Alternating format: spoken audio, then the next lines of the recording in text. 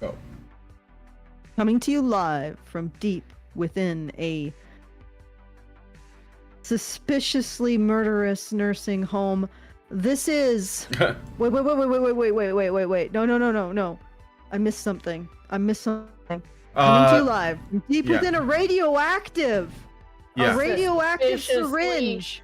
Suspiciously murderous nursing home and/or nursery. Nursery. In the maternity ward.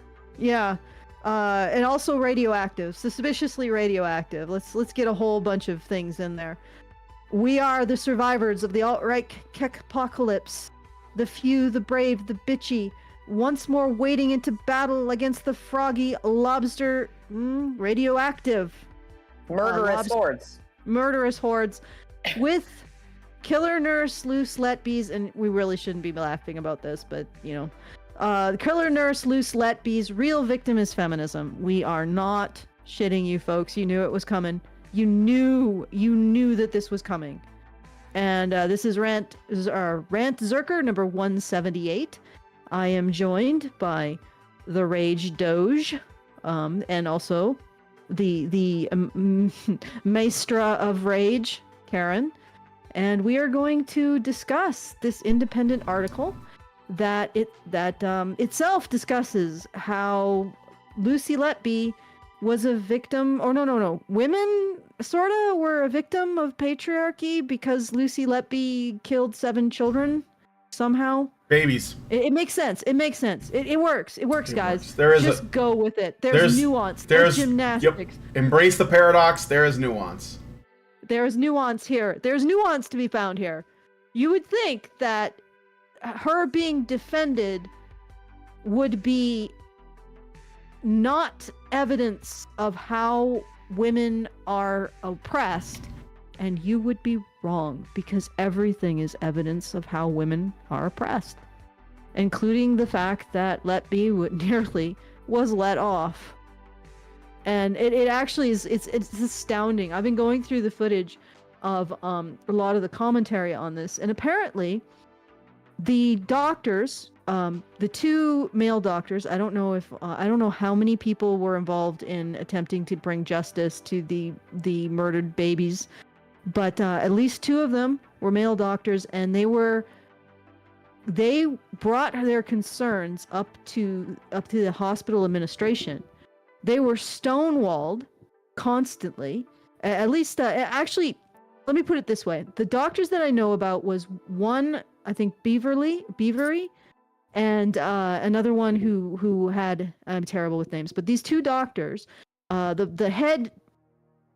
main allegations, or the main doctor who was involved with the allegations, brought all of this up, was stonewalled at every step by the hospital administration. Of course, they deny this. And at one point, these doctors were told to, the Letby accused them of creating a hostile work environment. Yep. And they were forced to apologize to her and say how they were pleased to continue to work with her. Mm-hmm. And the only reason why she didn't end up back on staff was because the police finally got involved. And they immediately, after 10 minutes of listening to these doctors and all of the evidence, they were like, yeah, no, we now need to stop all this. This is going to be investigated. So not only was she getting away with it, she was actually successfully falsely accusing her accusers. And you want to know what feature one of the main features or main accusers shared? They were men. Mm-hmm. And because the hospital administration, they didn't want to not believe women, believe a woman. She nearly got away with it, and she nearly had her accusers punished for accusing her of what she eventually was convicted of doing. Isn't that astounding? Like, it's astounding to me. It should be astounding to more people. And then we have this article by this feminist who is going to talk about how patriarchy created the atmosphere of believe all women. Oh, As we really? know. Oh! No, look, seriously, is this not the life cycle Oh, of feminist yeah. advocacy? This is the life cycle. Feminists advocate for something, or the women worsters, the women victim, the women who push female victimhood. They advocate for something. The culture changes, and honestly, this is the problem of detecting female serial killers has always been a problem. I'm not sure if this may be the first time that a female serial killer in an institutional environment nearly got her false accusation against her accusers, to prosecuted. But literally they made this atmosphere in which we have to believe women. And really, what does that mean when you say believe women? It means you believe all women. You believe them first. And when a man says this woman is doing something, you believe her when she says, no, actually he's being abusive to me. Yeah. So they constructed this entire atmosphere in which this woman operated with near impunity. And now they're turning around. And of course, what are they doing? They're blaming patriarchy. It's patriarchy. That's what they always do. It's patriarchy. But here's the thing. It is patriarchy. I was gonna say that. It is patriarchy. Patriarchy is not misogynistic. Patriarchy does not hate, doubt, or fear women. Patriarchy, right, is simply a system where there are certain expectations of women, certain expectations of men, certain assumptions about women, certain assumptions about men, right? Feminism is just patriarchy 2.0, right? Mm-hmm. It assumes all of the same things about men. Women are always telling the truth, and men are always evil, right? And violent, and sexually aggressive, and devious, and hyper competitive, and mean, okay? And that's what patriarchy assumes, and that's what feminism says, that they're fighting it. I'm fighting against the patriarchy by telling you to believe all women, believe them, especially when they're victims, because men are always like rude and horrible and evil and violent and domineering and dominant and cruel and they just hate women. And okay? So they're like, let's crush the patriarchy in the name of patriarchy. Yeah, it is ridiculous. It's essentially the entire structure of it is just a narrative that manipulates men to give certain women who buy into the narrative stuff. Basically, it's to give the queen bees of feminism stuff, even if at the expense of the woman on the ground. But I just wanted to. I found the name, and I will attempt to do the names correctly. But from my research, the man, by the way, who investigated all of this, or who was pushing to get this investigated properly, and to get this woman to stop this woman from killing children. His name was Dr. Stephen Breary. I believe I've said that right, or Briery, something like that. I apologize with the names. So this is the hero, guys. This is the guy who, even at risk to his own career, because he was getting reprimanded for bringing this up, he kept pushing this.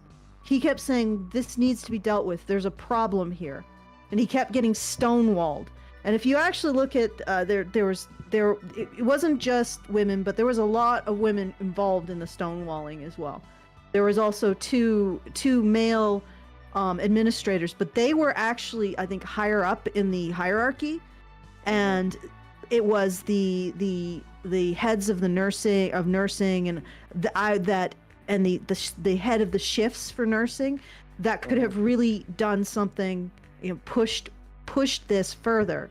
Because when you're dealing with, you got the pediatricians, right, and then you have the nursing and the head of nursing and the head of the nursing shifts, no doubt saying you know, they're engaging in some kind of campaign against this woman to the people, to the men above them, to the higher administrators. Like the higher administrators, yes, they are absolutely responsible. Yeah, but they're not there. But they're not there. They're not there. They're not there like the nurses and the pediatricians. And this nurse was the nurses above her were caping for her. Yeah. And how do you untangle that when you're like 6 spots removed? It's difficult. So I can actually give the higher up administrators, you know, like they didn't know what the hell was going on. But the nurses who were part of the shifts, the nurses who were in charge of the other nurses, yeah, they have no excuse. No. Anyway, but this was the man of the hour is Dr. Stefan Beery and also Dr. Ravi Jairam. Ravi, Dr. Jairam, I don't know. I don't see from my research. I haven't seen how he was like constantly agitating like Beery, but he did witness something that he regarded as extremely suspicious from from the nurse Letby. So it was, and this is something that you don't see either, the narrative here. It was a man who got this ended. And he got this ended at the threat of losing his career. Yeah. Okay, guys? And he was also assisted by another man. There may be other people who were involved, but the impetus behind this was Dr. Stefan Beery, as far as I can tell from my research. So, I guess patriarchy tried to stop it. Yeah. But matriarchy in the form of all the nurse... No, because that was also patriarchy. Oh, good Lord. Anyway, so before we continue, I do want to do the things that we do every month. We are starting up our monthly fundraiser to make sure we can continue to talk about these issues in the unique way that we do, which involves making sure that we keep women responsible and not allowing them to shuck and not allowing people to just excuse their behavior on patriarchy. Oh, you mean we're not willing to just let them by? Yes. Oh, God.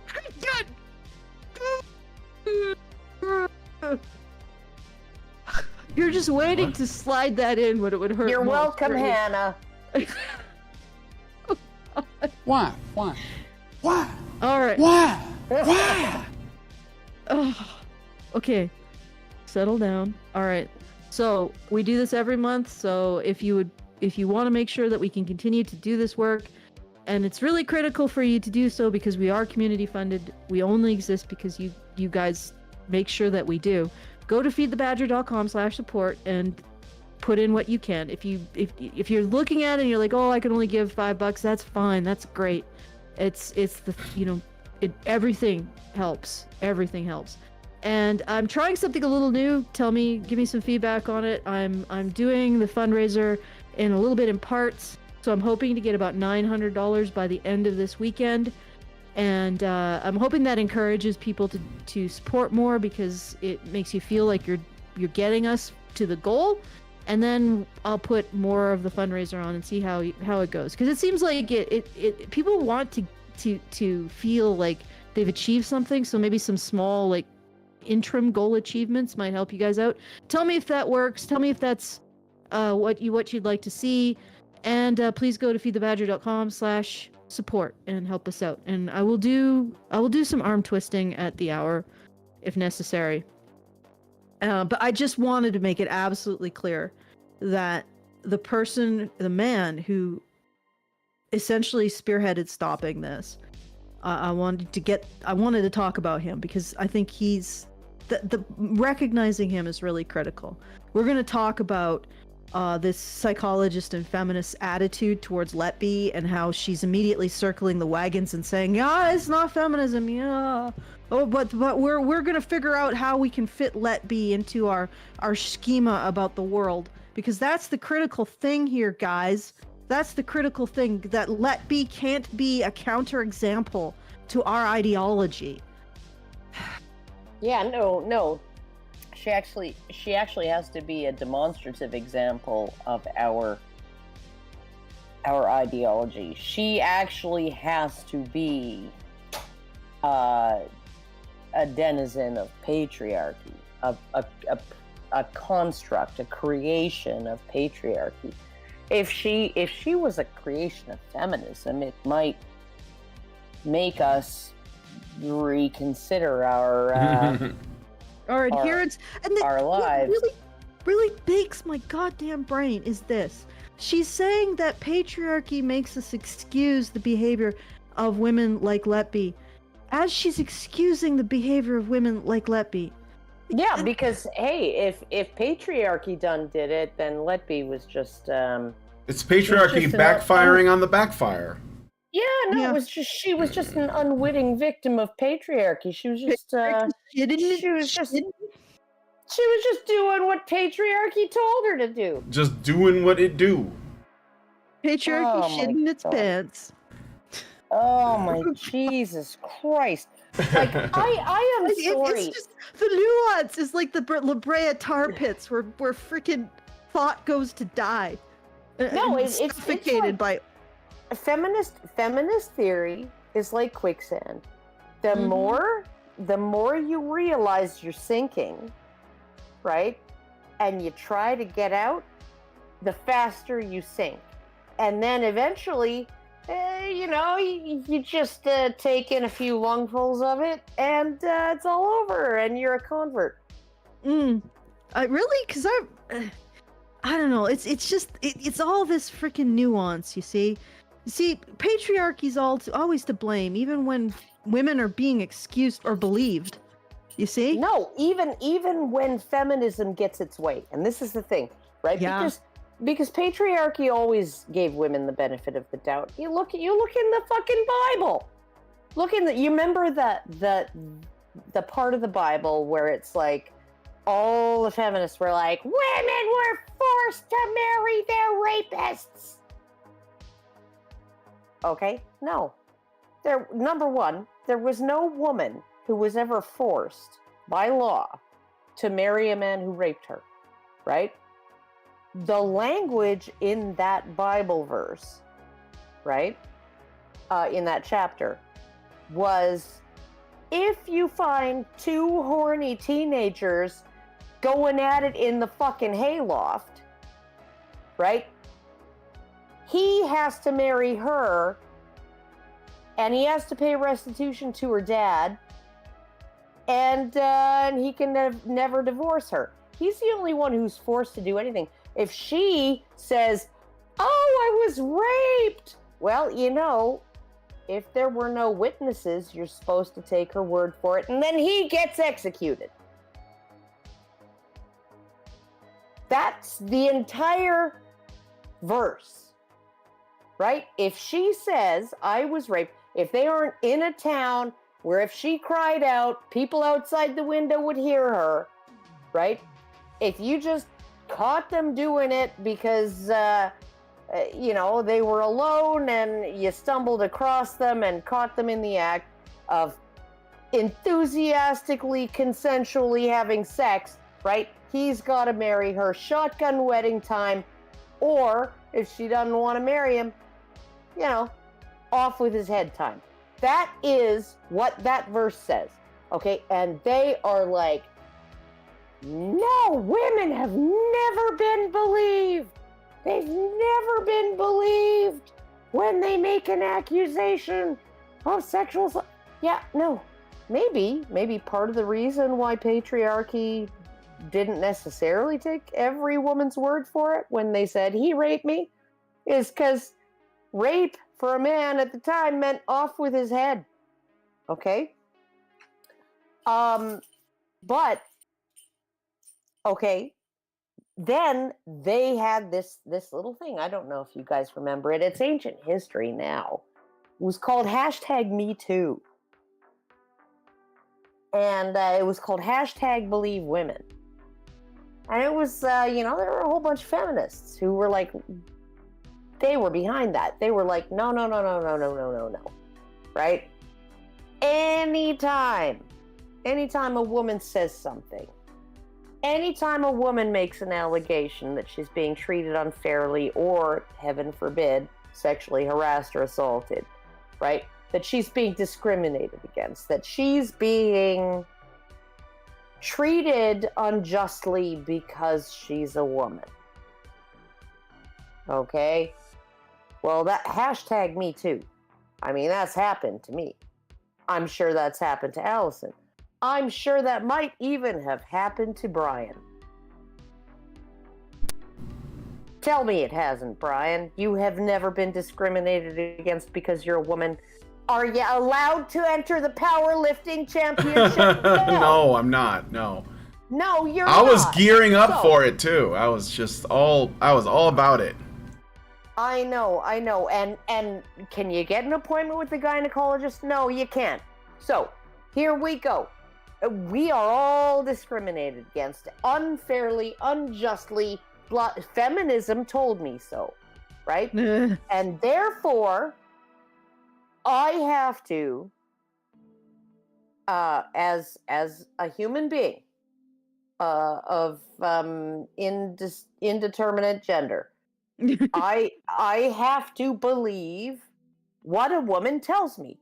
If she's got a full beard and a tallywhacker the size of a freaking rutabaga, okay, I have to let her in the ladies' room because, hey, me too. Hashtag me too. Believe women can't discriminate. Yeah, right? What is a woman? You have to take her on faith, right? As long as she identifies as a woman. Anybody who identifies as a woman you have to take on faith. She's like, yeah, no. All these babies, yeah, no, they... have any of them pissed off Hillary Clinton? I think that might be the problem. Okay. Right? Okay. Yeah, no, and and we have to assume that she's innocent. We have to assume that she's well-intentioned. We have to assume that when she says, these male doctors are harassing me, that she's not falsely accusing them. She's not trying to conceal the fact that she killed a bunch of fucking babies. Okay? They were really genuinely harassing her as agents of the evil, horrible patriarchy. That believes all women. Yeah, I know. It's like, fuck. Yeah, it's but like my brain. I knew I was gonna yell. I know this was gonna make me mad.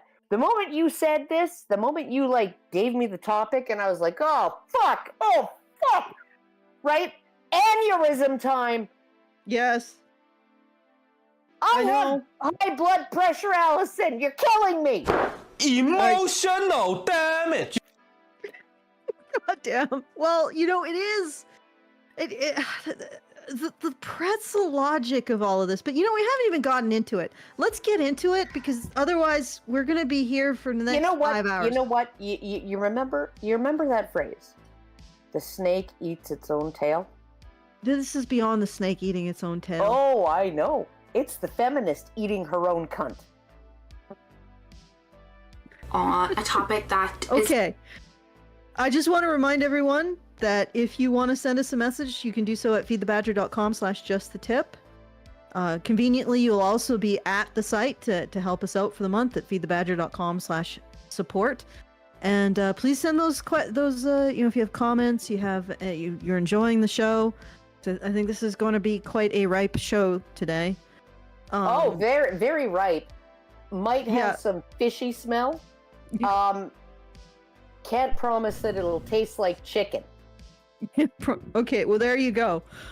So once again, send in those whatever commentary you have, feedthebadger.com/justthetip, and help us out at feedthebadger.com/support. Let us at least get a paragraph in. Okay. I can feel the blood pressure rising. Oh God! It's the Independent article, not the Daily Mail. Yeah, article. I'm gonna go to I gotta switch scenes here so that the people can see it.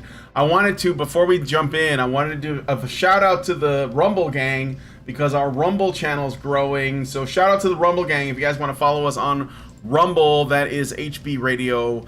on rumble.com. So go check it out. I think that the streams seem to be a lot more stable and the quality is improving, and you can also send Rumble rants through that, which is sort of like the super chats of YouTube. And I got a super chow as well. Oh, cool. So yeah, And we got a support. Yeah, we got a super chow from Sleepy Aussie, who gives, it looks like a donation and a super chow. And support. So support. Don't I'm use sorry. the term. I'm sorry. Yeah, Don't kill me. Don't tase me, No. bro. And he got $100 and $10, and Sleepy Aussie says, "Here's a tip. Keep up the good work. Also, hi Karen."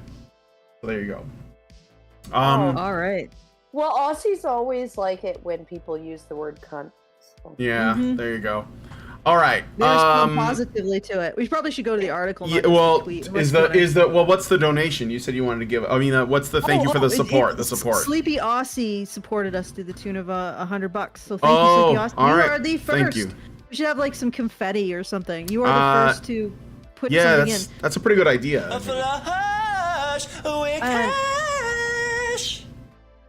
We are Okay, done. flush with cash. Okay, now to the article. so- This is go ahead. All right. Okay. Yes. Okay. So another the current goal is just 900. So another 800 to the goal that I want to finish by this weekend. So All right. please help us out. All right. Let's go. Okay, from the Independent. I'm a psychologist, and this is why we struggle to believe women like Lucy Letby exist. Why do so many of my sister feminists assume that if a woman commits a terrible crime, a man must have made her do it? Asks Dr. Jessica Taylor. I wonder why! Because of the misogyny that still portrays us as healers and huggers, incapable of violent murder. So wait a minute. Or lying. What the hell did you think believe women was going to do? Okay. Maybe. Okay, and I'm only basing this on the headline and the subtext under the headline. Okay. You will be disappointed. Maybe this is one of those rare unicorns that may in fact exist, a sensible feminist who is like, hey, I'm a feminist. Here's my critique of feminism. Okay, I haven't read this article, so I'm just saying, okay, commentary about feminists eating their own cunts aside, okay, I am willing to give anybody the benefit of the doubt. I am willing to give anybody a fair hearing. All right? I may come into it with a slightly more suspicious frame of mind if I know that they're a feminist. However, if they actually make sense, they will earn extra respect. They get extra points for making sense despite the fact that they're a feminist. Okay, so and there is this idea, and I wouldn't call it misogyny. It's not misogyny. It's definitely not misogyny. But women are portrayed as healers and huggers and incapable of violent murder. That's true of the patriarchy, those assumptions. That's also true of feminism. Well, good luck. Well, I mean, the only thing I disagree with is that it translates into misogyny, hating women. Okay, there is the observation that most positions of responsibility are occupied by men, and then there is the allegation that they use those positions in order to create a society that benefits men at the expense of women. One is verifiably true, two is verifiably false. Yes. So when we talk about patriarchy, if you do refer to patriarchy, it is not in the feminist term. Oh God, no. It's in the term of men are in positions of responsibility, but generally that responsibility entails arranging the sacrifice of other men in such a way that it best benefits society. Yes. Yeah, Yeah. and women in particular. And women in particular. No, Well, okay, Dr. Rantzerker did that brilliant video years ago, right, where he just used he used a Venn diagram.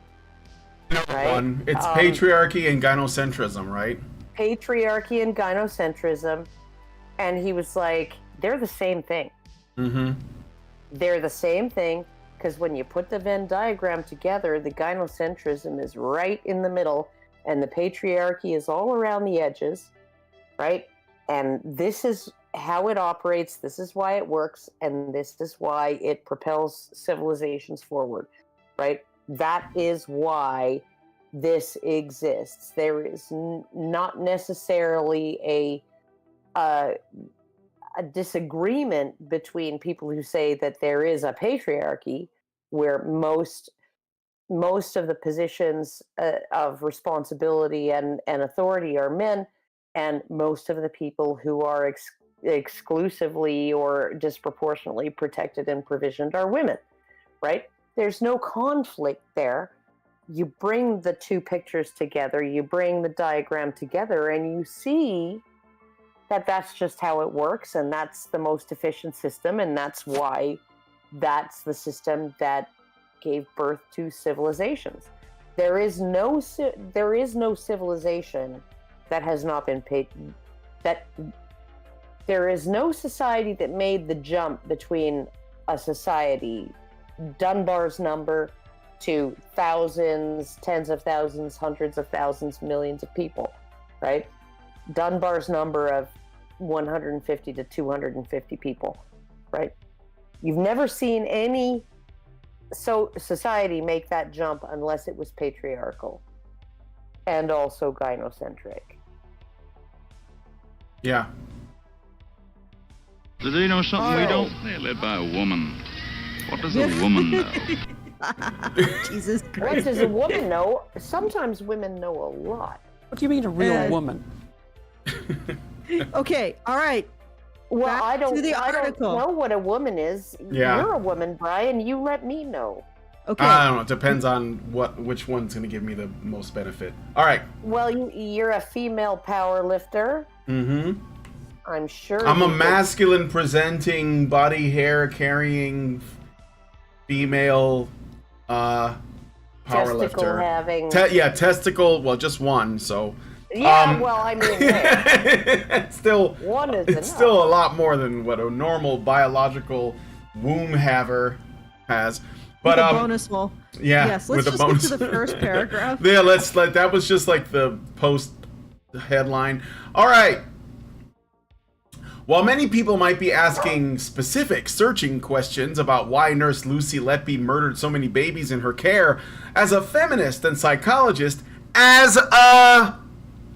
I am struck by the way misogyny and gender roles mean that we struggle to see women as violent or abusive at all. Okay, this is a positive. So, do you consider it racism that we consider white people to be less violent, or we have a stereotype about? Well, and I don't want to get into the statistics, but we have stereotypes about race and violence, right? So if we consider one race to be more peaceful and law-abiding, is that actually racism against that group, that race? Because this is what she's proposing. It's misogyny to regard women as morally superior to men.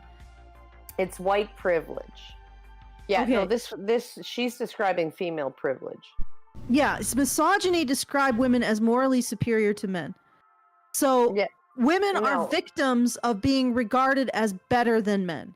Yeah. So why, female supremacy is the biggest misogyny of them all. Like, what is this nonsense right off the bat? This is just ridiculous. She's trying to make women out to be victims of not being seen as violent. Mm-hmm. It was as victims of not being seen as bad in any way.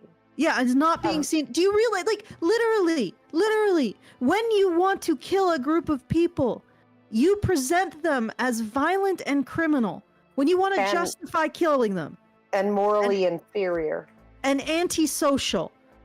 So the fact that women don't have war propaganda directed against them, and in fact the reverse, is misogyny. Like, Yeah. why don't women get their fair share of I'll do threat it. narrative of I'll do it. propaganda, smearing them as awful? Like, I'll smear them as awful. what- They what- are. what They're feminists horrible. say- What do feminists say about our show? Like, Yeah, what do they no. say? They say that we hate women. Why? Because we just say that women can be equally bad, equally criminal, equally violent maybe in different ways, often a lot less than what you'd honestly think. But we think Equal women moral turpitude. Yeah. equal moral turpitude, and we get called misogynist for that. No, you don't get to do that, lady. You don't get to do that anymore. You don't get to simultaneously say that we are the big misogynist and the things that we do are anti-misogynist. Yeah. One or the other. She's maybe she's an anti-feminist in the making. Maybe she'll become a Helen Pluckrose. Maybe she's attempting to make women victims of Letby being caped for years. This is how women are really victims of this. Okay, maybe she's questioning her feminism, but I think that it's more likely that she's attempting to make women victims of this situation in order to maintain her feminism. Yeah. But let us continue. All right. I'm muting. I am a firm believer that everything we do is a choice. Everything from whether we put the shopping trolley back where it belongs to whether we harm, abuse, or even kill another human being. We all make choices every moment of every day. But what happens when the same misogyny, which harms women every day, also positions them as incapable of committing violent acts, abuses, even murders? And what happens? Wait a second. Then you get Johnny Depp. Then and his poor finger, right? Then you get men. You get Emmett Till, right? That's when you get those things. So, okay, what happens when women are shielded? Let me just, in my very pedantic way, let me just try to extract sense, like masticate some sense out of this. Are you wearing it around your neck, Allison? Pedant? I don't know how to say it. Pedantic. That's Pedantic. amazing. You said a whole truckload of words that had no meaning. Okay, shush you. All right. But what happens when the same misogyny which harms women every day also positions them as incapable? How is it harming women? So this misogyny is harming them how? Oh, Well, I'm guessing it's not harming any individual woman who's getting away with this shit. Well, I mean, like Okay, you could make a moral argument that she's gonna end up in hell instead of heaven or something like that, right? Okay. But letting her get away with it on the assumption that she's morally superior, and so you can't suspect her of actually doing anything wrong. Okay, that's you can make the argument that it's actually harmful to women to be hearing that and to be getting away with shit all the time, right? Okay, so but she says that we all make choices every moment of the day, except for those women's choices that they make because they are puppeted by the patriarchy, which she would regard as evidence of how misogyny harms women. Okay, but, because there's no situation where women are legally forced into anything in this society. okay, None. but she is saying, okay, so I'm being charitable here. She is saying that what this woman did was a choice, right? And that even if she was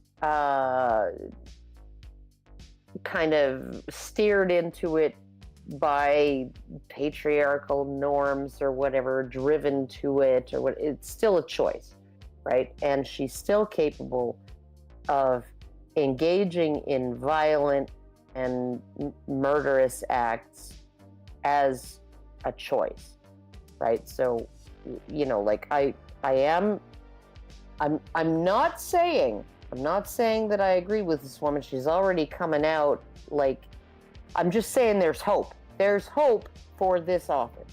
There is hope for this author. You just have to basically point out the fact that she's eating her own cunt. I disagree. I would say that there is no hope here. This is a void, a dark void where hope goes to die. No, it's the giant singularity that exists inside the feminist cunt. Okay, but let me finish this. In everything, The void in every woman that needs to be filled by dick. Oh yes, that's right. the void in the solar plexus of every woman that as a result of her being stigmatized as not being a man by patriarchy. This is an allusion to something that we talked about with Teal Dare and some feminist gnosis. Okay. What happens when the same misogyny which harms women every day also positions them as incapable of committing violent acts, abuses, and even murders? Okay, all right. Let us be charitable. She believes that this misogyny harms women, but now she's saying, oh, but it also allows women to harm others. Okay, let's keep going. And it's patriarchy. But it's okay. Keep but going. It is.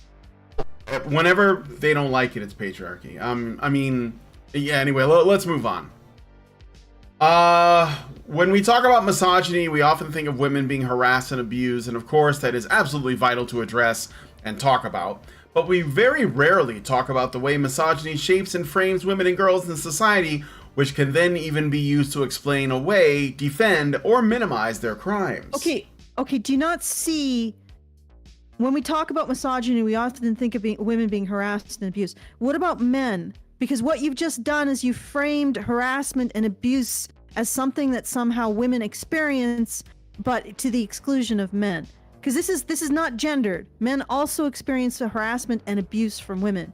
In fact, I would honestly say that Dr. Stephen Beery experienced harassment and abuse from this woman. The only difference is that she weaponized the institution against him. So what you're saying here is we think misogyny is women being harassed and abused. But then you're also saying misogyny explains away or minimizes women's engagement of harass and abuse. Yeah, no, it's everything. It's all roads lead to misogyny. Okay, let's keep going there, Brian. Okay, let us continue. Well, I did get a super chat. I might as well read it before I forget. Albert Data Retro says $5 Canadian and says, remember Karla Homolka wouldn't have done those terrible things if not under the influence of a man. The head of the crown said it's all patriarchy. All right, thank you for that. Yeah, and actually what happened was we found out that Karla Homolka was more of the ringleader. Yeah. Yeah, no, she was an active participant at the very least. No shit. But you know, and what we actually found out after the fact was that they were desperate to press charges. They were desperate for her to flip on her husband, Paul Bernardo. Mm-hmm. And they made a deal with her. They weren't, the cops themselves weren't certain. They were like, you know, I don't know whether we want to make this deal now. The Minister of Justice of Ontario intervened, a radical feminist, intervened and said, you make that deal with her because I know she was an abused woman who was only doing it because out of fear for her life. Right? Well, that was patriarchy, Karen. Yeah, it was. That radical feminist was patriarchy, Karen. Okay, yeah. And so they made the deal. It was signed. It was sealed. It went before the courts. It was accepted. It was rubber stamped by a judge. Right? And then less than 36 hours later, they found the tapes. Because they videotaped everything. Mm-hmm. And they found that Karla Homolka, the shit that she did to her sister, her 15-year-old sister, was unspeakable.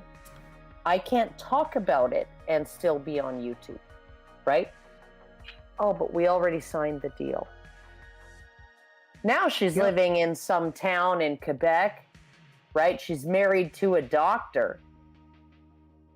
Her sister's dead. Christ. That must be one thirsty And she's doctor. complaining. She's complaining. Simps have to go. That she's being harassed because parents at her children's elementary school figured out who she was. She changed her name, right? Figured out who she was and said, yeah, no, we don't want her to be picking up her kids at the school where my kids go. And I don't want my kids to be going over to her house for play dates. Yeah, and that's patriarchy and not the actions. No, of the radical that's feminists. harassment. That's harassment. Mm-hmm. That's not patriarchy because she got away with it, right? Carla Homolka isn't saying that's patriarchy because, you know, like Paul Bernardo is never getting out of prison ever. Everybody's up in arms recently because he was transferred to a minimum security facility just recently because he's not a flight risk. He's never leaving prison. He's going to be in there for the rest of his life. He's on the dangerous offenders list. There's no way, right? And he's not going to break out. This is not Escape from Alcatraz here, right? So they stuck him in a minimum security prison, right? Everybody's freaking out about that, right?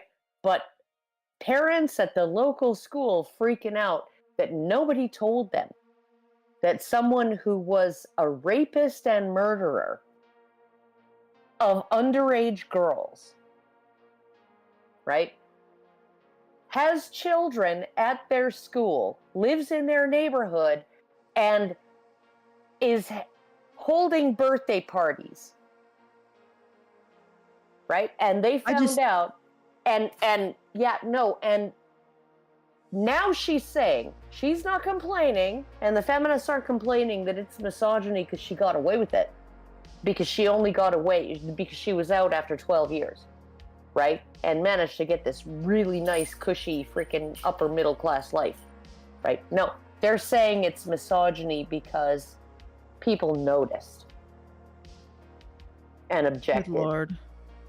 And then also we have this feminist saying this. I just want to... okay. I want to read the next 3 paragraphs. Okay. Okay, so what we can use to explain what defend. Let's read the next 3 paragraphs, Brian. So starting with due to powerful gender role stereotyping. All right. And I really need to discuss this. Due to powerful gender role stereotyping, women and girls are brought up to be nurturing, selfless, caring, emotional, kind, gentle, maternal, and, well, nice. Smile, be nice, be polite, be kind, get married, have a baby, be a committed mother, put yourself last. This does immense harm to women and girls, all women and girls, because it means we can be treated as incompetent, inferior, and less than our male counterparts. It impacts our prospects at work and in education. It keeps us controlled and minimized. Actually, one more paragraph, and let's discuss All right. it. It has become one of the main reasons why we also struggle to see women as abusers, violent offenders, or murderers. A loving, maternal, selfless, kind woman murdering babies?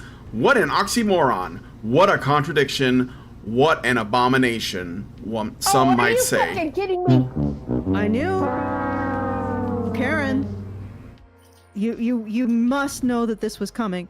And I really need to, can you guys hear me? I really need. Yeah. I need to address this now. All right. All right.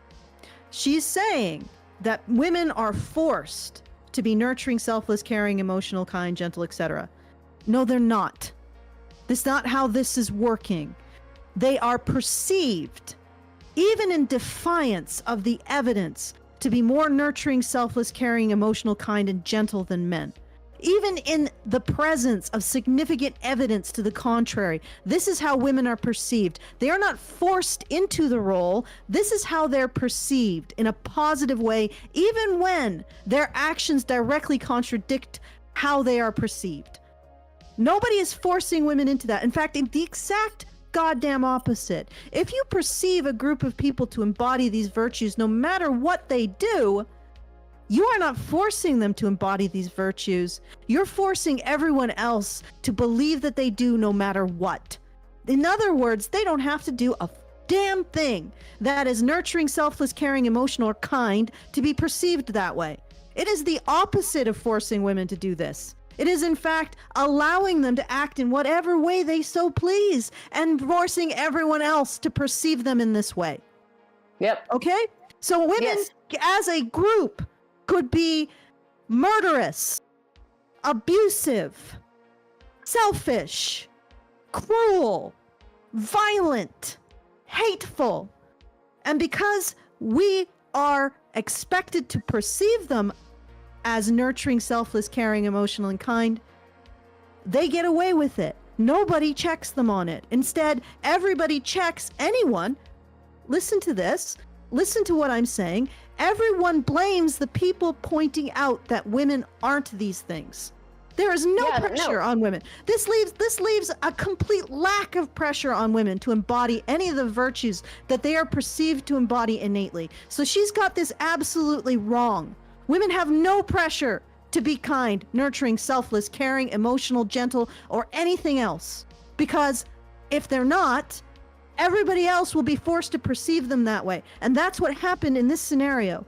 The freaking hospital administration forced the doctors who were desperately trying to save these children. They forced those men to apologize to the murderer. Why? Because these men had the audacity to go up against the perception that women are gentle and nurturing and not kowtow to it no matter what women actually do. Think about that. The perception that women are gentle and nurturing is more important than children's lives, lady. That's the world we live in. Oh, There's nobody is expecting women to embody this. They're expecting everybody else to acknowledge, magic it into, like, just hallucinate. Just believe it. Though it doesn't matter what clothes the emperor is wearing, or long clothes. We all have to believe the empress is wearing a gown of gentleness, no matter what she does, no matter whose eyes she claws out. We all have to believe this. This is not something pressure put on women. This is the exact opposite. If it was pressure put on women, the first baby this woman killed, we would have been on it instantly, like white on rice. The moment, like a fucking monkey on a cupcake. Yes, we would have been instantly. But what was defending her was the expectation that we perceive women in this way, regardless of how they actually behave. Yeah. No, and this put yourself last shit. Really? Oh, abortion in the 3rd trimester, on demand, for convenience. Also, safe haven abandonment. Safe haven abandonment. Ooh, child support on demand, but not if you're the mother, the non-custodial mother. If you're the non-custodial father, you get to pay. If a man's raped, he still has to take responsibility for his child. If he was statutorily raped when he was 13, the moment he turns 18, he's got 5 fucking years of back child support to pay. Yeah. Even if he's raped at gunpoint, or a woman breaks into a sperm bank and steals it, he's on the hook. Steals his on the hook. hook. It can be a finding of fact before the court that she took semen from a condom or ordered it online. Right? Oh, want a famous guy's semen? Yeah, it can be a finding of fact that she did that. If he tests positive as the father, right? He's on the hook. On the hook. He's on the hook for that. For 18 to 26 years of baby mortgage, right? He had no say, right? He had no say You can't fight a woman off who frickin' saves the frickin' semen from oral sex, spits it into a cup, puts it under the sink, and inseminates herself later, like that poor guy in the US, that doctor, right? Who was like, well, I just never had anything other than mutual masturbation or oral sex with her because I didn't want to have a baby till I was married. And then the judge was like, oh yeah, well, sucks for you. Actually, you know what's really, really terrible for me? Like, what really chaps well, I don't even want to say that. Grinds your gears, chaps your ass. Yes, is the fact that a man can be raped and he can't even put himself first in that instance. No. He is obligated to whatever child is a result of that rape. And that is not an insignificant problem because according to the CDC, something like at least 1.27 million a year. Yes, at least 50,000 children could be potentially conceived by a man being raped by a woman. It's probably a little bit on the high side. So this is not an insignificant problem, and yet it's never addressed in law. And it's not just that he's obligated. It's that he has no rights. Because paternal rights are not contingent. They're not attached to child support. It's not one of the most chilling stories. If you pay child support, you get to see your kid. No, they're two totally different things. One of the most chilling stories I ever read was a man who was raped. Yeah, he went to a party, and stupid him, he got drunk. A woman mounted him while he was unconscious and wasn't able to fight back, got pregnant, and he had to make nice with this rapist for, I think, something like 7 years. Had to maintain a positive relationship with her and slowly develop a relationship with the child so that he could get her away from the rapist. And it took 7 years before that woman, who, because she was a rapist and inevitably made some massive error, and he got custody. Could you imagine that? Having to suck up to the person who raped you for 7 years to save your child. It's unbelievable. And these feminists have the audacity to say things like, women have to put themselves last. Oh yeah, Bullshit. no, and women's consent is a sacrament in our society. Put themselves last, okay? In this context, in the context of killing babies, context of killing babies, right? We literally have a law in Canada that says, if you commit premeditated murder against someone who isn't your newborn baby, and you're not a woman who just gave birth, well, it's like 15, 20 years behind bars. But okay, here's the deal. If you just gave birth and you strangle that little fucker with a pair of thong panties and throw it over the neighbor's fence to try and frame him, right? Well, maximum 5 years. Probably get probation. Yep. Okay, but let me tell you something, brother. Like, if women do this often enough, right, that we have a special set of laws that says, when women do this so much, they kill their own babies so much, right? Whether it's through abortion or whether it's through infanticide, or whether it's through child abuse when they're toddlers, if they do it so much that if we we'd run out of prisons if we actually treated them the way we treated men who do that.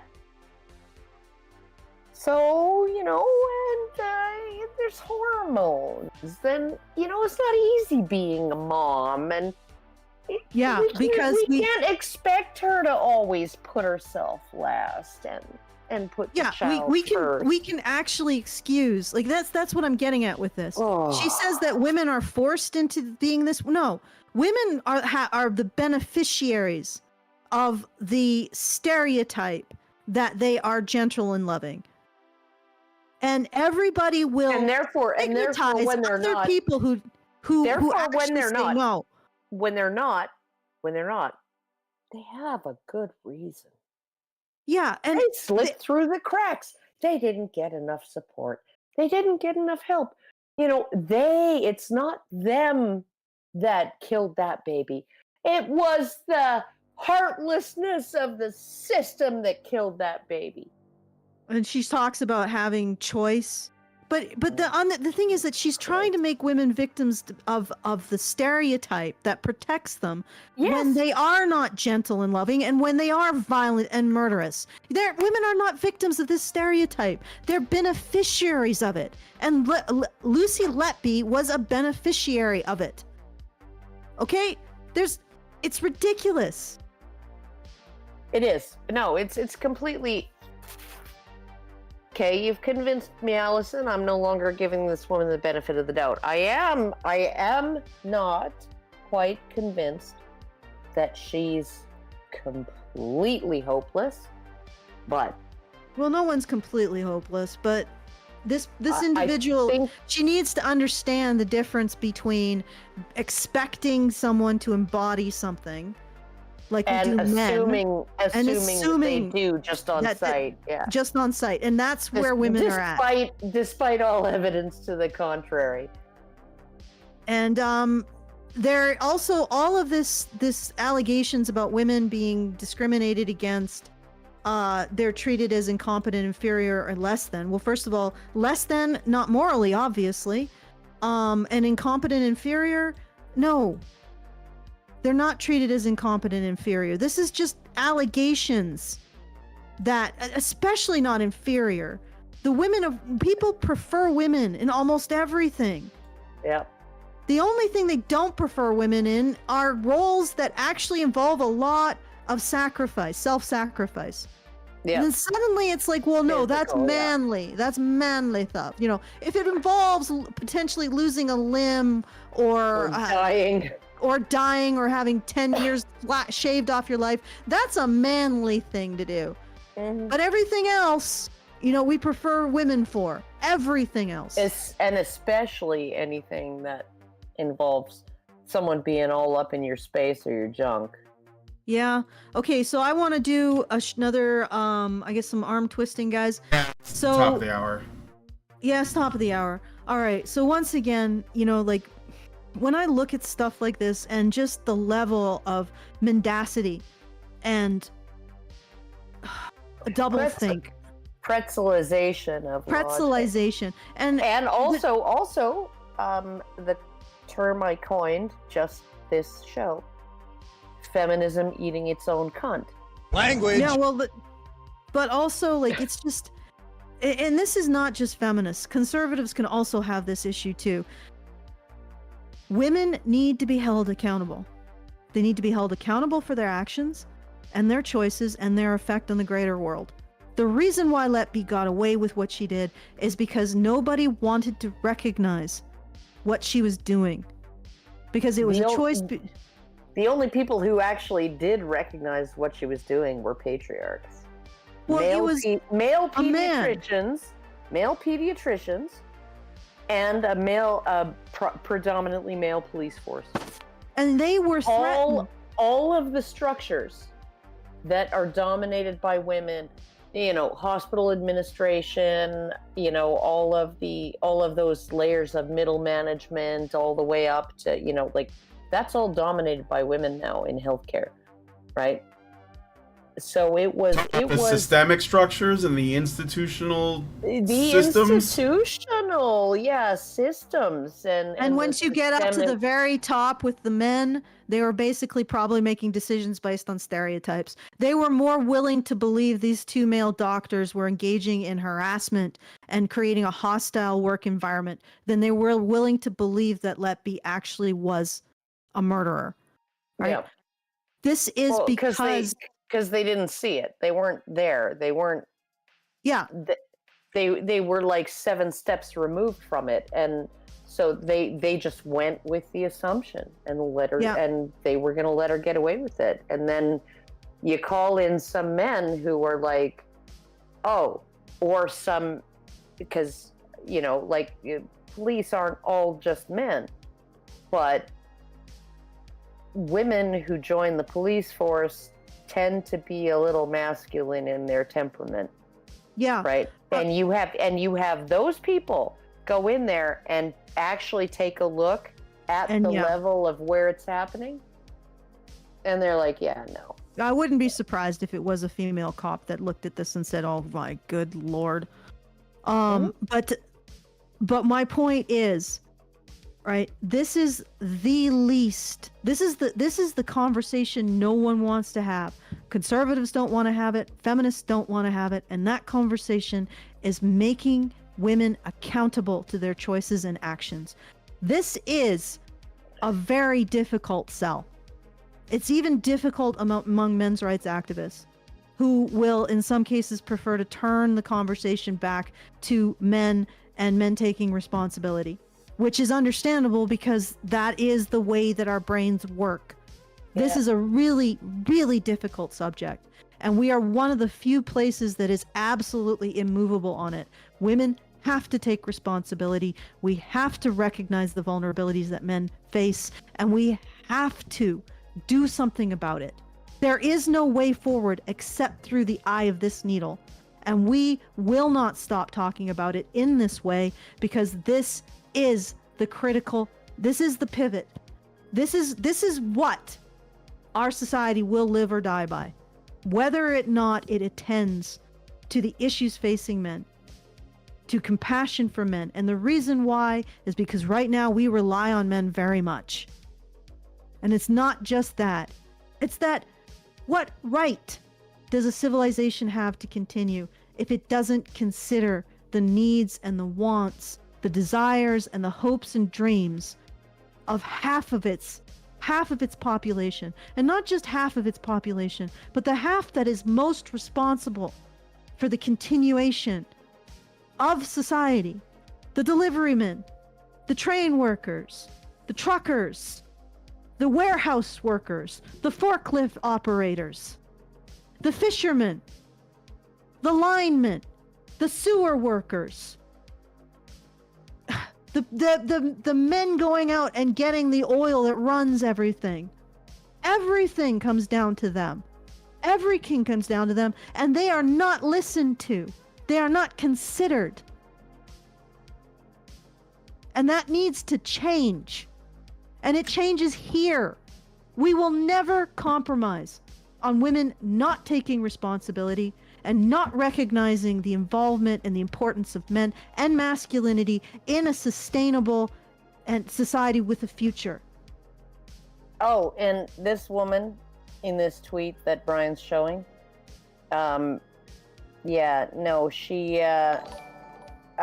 she needs to learn how to park. Because if men are making fun of you as a woman, I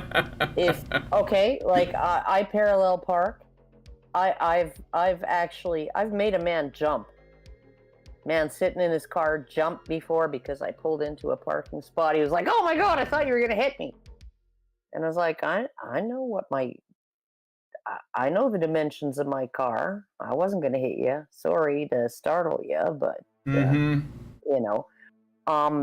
But if you are so bad at parking that a man would actually say something, and I'm guessing it was parallel parking because they were yelling it from their porch. Yeah. Yeah, no. How the fuck did you get your driver's license, bitch? I like this one. This is a woman on the train, and she's saying, "These men 6 rows away on the train had the audacity to laugh for an hour. Hearing men in this country laugh was enough to make me cry on the train for 20 minutes. Must be nice to be able to laugh these days. I seriously never want to hear a man laugh ever again." Lord. Good grief. Can I finish that makes this? me laugh. Okay, you can finish that. Okay. because I'm trying to get the fundraiser funded so that we can continue to do this work. All right, so we do this without compromise, but that means that we need to appeal to you to fund us. And if you do not, then we will not be able to continue. So please go to feedthebadger.com/support and help us out to make sure that we can continue this month, next month, another 10 years of this, however long it's going to take. Even though I'm sure all of us would rather be doing things that are not this. Even though let me put it this way. It needs to be done. Somebody needs to do it. That's why I'm doing it. feedthebadger.com/support. Make sure this conversation keeps going. There's a super chat I want to read and I want to address. So if you don't mind, Brian, I will read it. Yeah, Sleepy go ahead. Aussie gives us $10 and says, after hearing this, I'm tempted to take the Aaron Clary solution, drop down the tax bracket where I don't pay any tax and just go MGTOW. Just let society decline. I enjoy the decline. Yeah. No, yeah, I totally understand that, but I've been thinking about this, and those people, mostly men, who are critical for the running of society, the first real serious hurdle that we hit, they will be the ones who set the agenda for the future. Whatever it takes to keep them working will become our new social institutions. If you want to opt out of being in that category, then reduce your involvement in society. But at some point, there will be a correction, because no society exists for long in which the people who are most responsible for its continuance have the least say in how they are rewarded. That's not a tenable situation. Yeah, no, I will say, to this person, I have no problem with that. I have no problem with checking out, because you can always check back in. There's always the possibility that when an opportunity comes up that is worth it to you, right, that you can check back in. I can't fault you for checking out if the juice ain't worth the squeeze. No, certainly not. At the moment. And so, I don't think that things are going to change unless people start having juice shortages. People need to feel like they're not going to be able to buy any more juice. Then they might make it worth the squeeze. It's a supply and demand thing. And they might actually smarten up. But the fundamental problem is, I want as many men who are aware of these issues to be in these positions, in these critical positions as possible, so that when the shit hits the fan, it's not just, you'll get access to relationships and family anymore. Again, it is women have to step up and take responsibility. Okay, Allison? Yeah. Allison, you don't know how to negotiate. Okay? You need to... Okay. Let's just take the whole Trump thing. Okay? Let's just look at it. Okay, we're just doing an abstract concept, right? Right now, I think we can all agree that if Trump was not Trump, even if he was just another Republican, but if he was a Democrat, he would not be facing 4 indictments. He wouldn't be in this situation, right?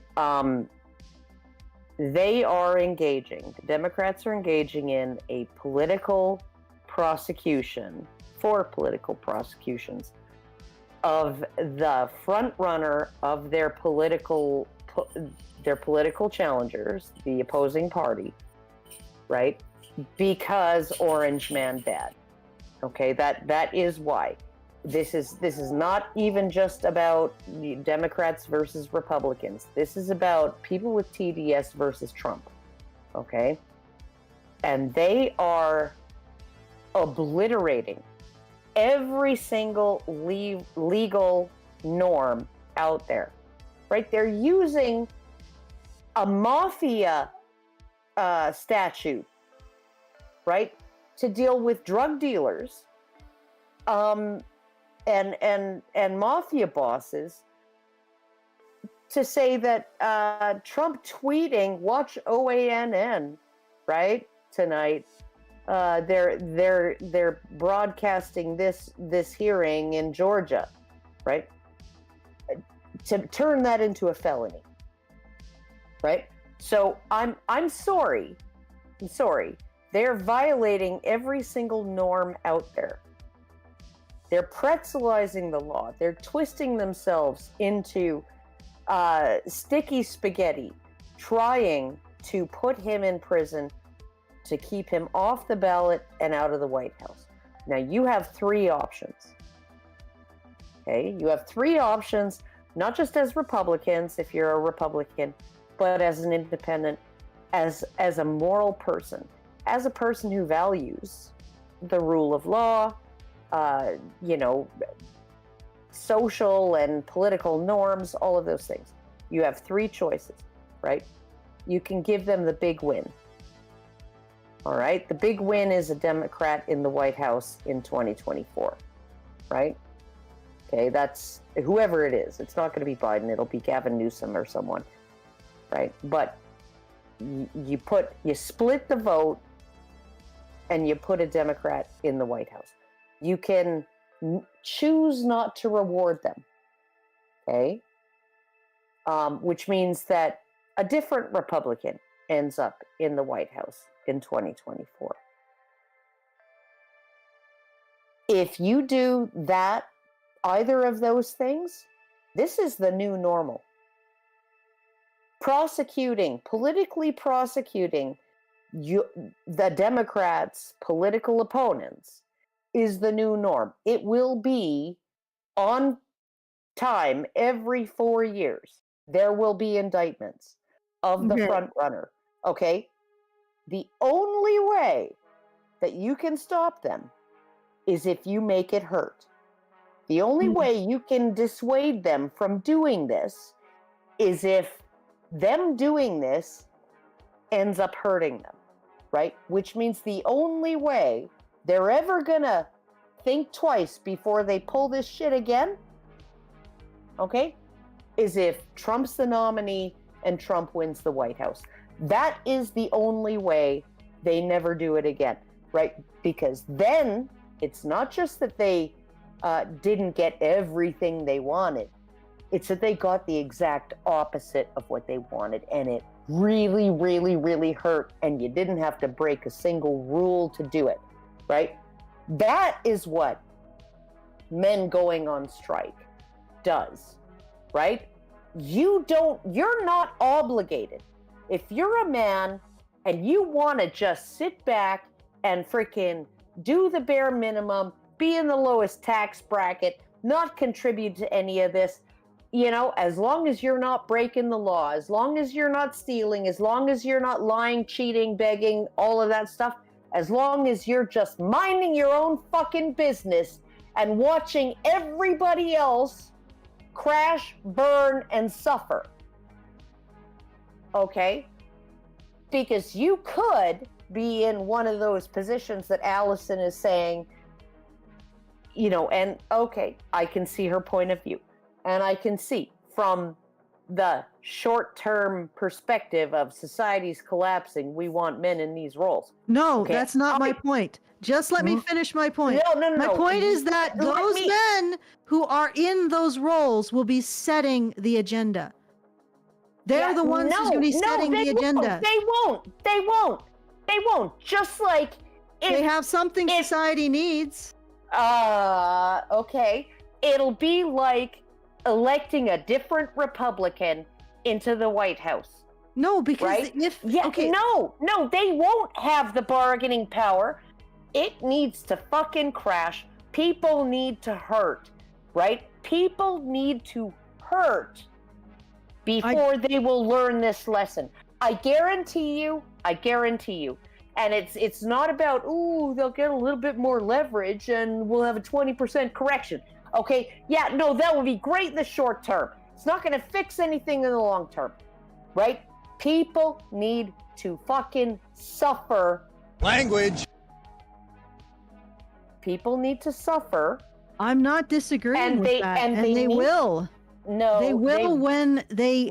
Not if there are men in every necessary position willing to go the extra mile and be the heroes. No, then it's just it's another great generation of men who died. I'm going to let you finish, fighting and then I'm for going to our explain. freedom. Right? I'm going to explain.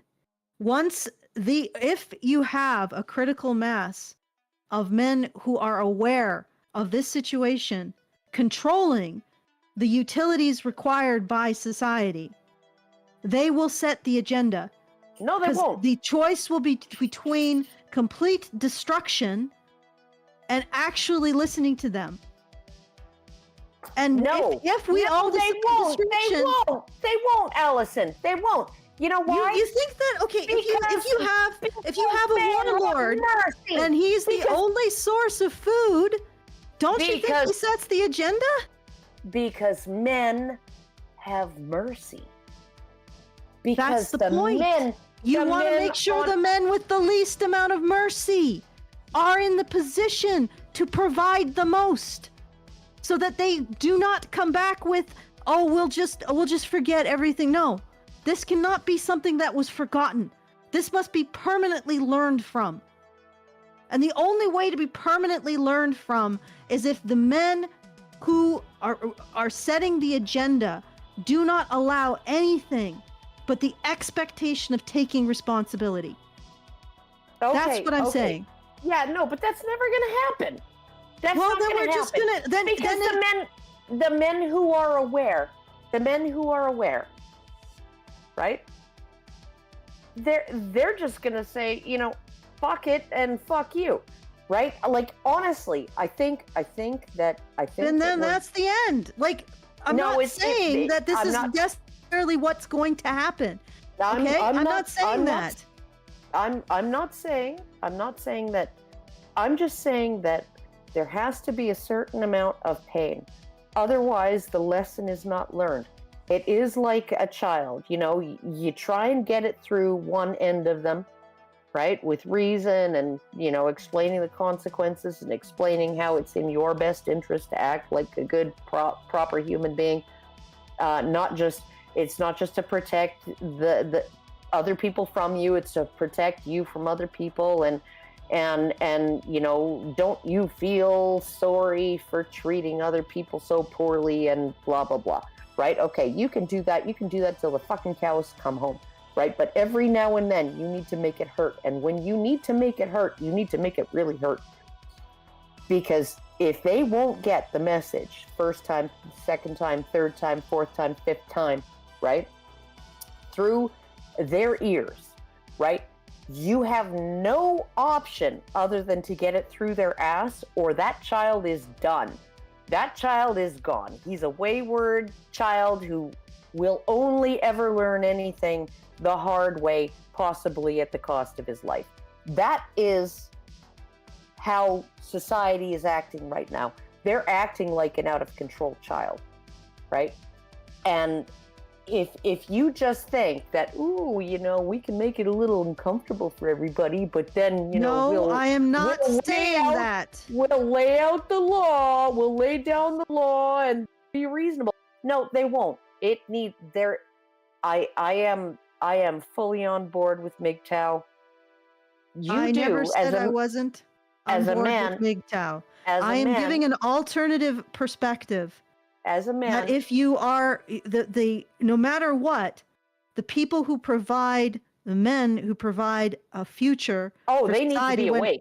They need to be awake. They need to know, and they need to know that you can't just fall back on your instincts. You can't just fall back on what feels good to you. Like, it feels warm and fuzzy to like be the hero and and do the stuff. No, you need to be ruthless, and you need to actually be Julius Caesar, and the siege. One of those siege. Oh goddamn!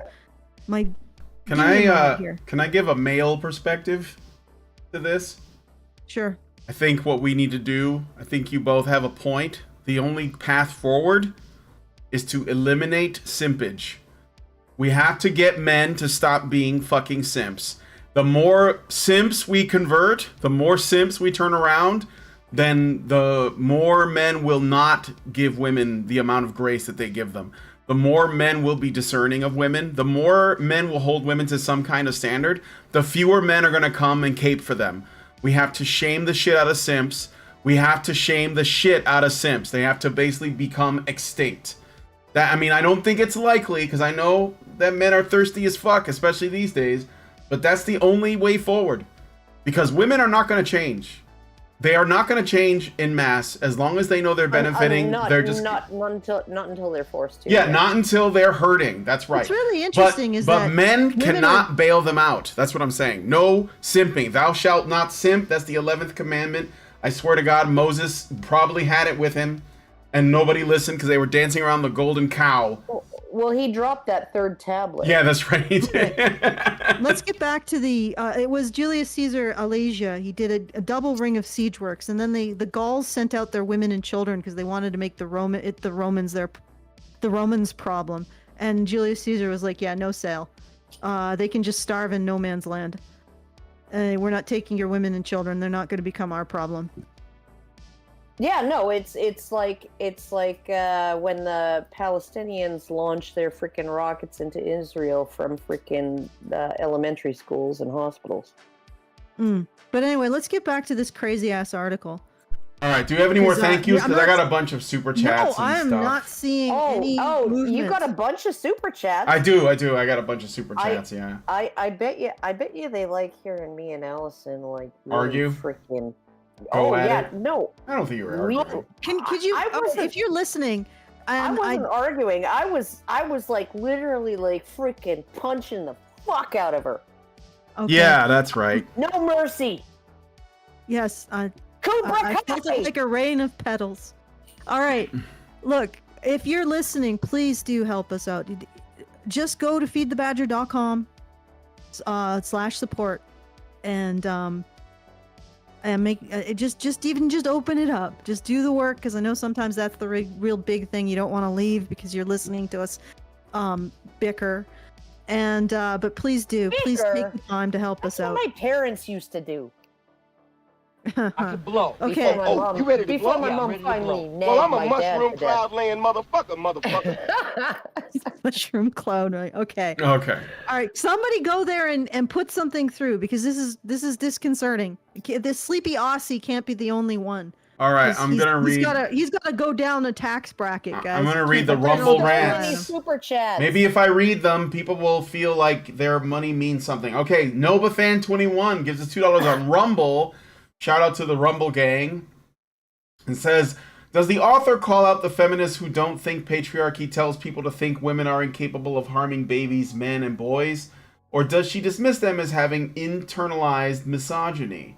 Yeah, whatever benefits the narrative. I mean, that's like, I don't know if you guys have figured this out, but there's a pattern to the logic. It's whatever. It's all patriarchy. As long as it serves the narrative, it's either patriarchy or feminism, depending on how it looks. It's patriarchy.